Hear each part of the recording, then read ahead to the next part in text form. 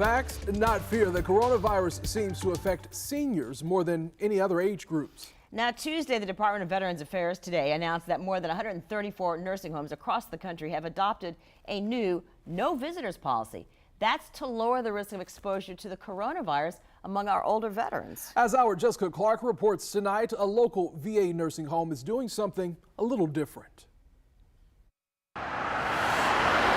Across the country, Veterans Administration nursing homes are changing some things they do in order to be proactive against the coronavirus. At more than 134 VA nursing homes, visitors are no longer allowed in order to lower the risk of exposure to the coronavirus among older veterans.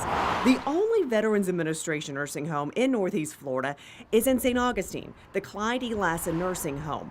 However, the administrator there said visitation is still allowed at this facility because it is a state-operated nursing home, not federally managed.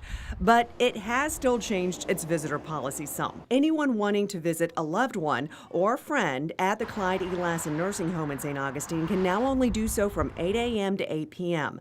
Visitation used to be around the clock. The administrator says now a receptionist gives all guests a questionnaire before letting them inside, screening them for any connection to the coronavirus. As for VA medical centers and outpatient clinics in Northeast Florida, a spokesperson said they are starting enhanced screening protocols, and this may take more time to check in, so patients are advised to allow at least 30 more minutes when arriving for their appointments.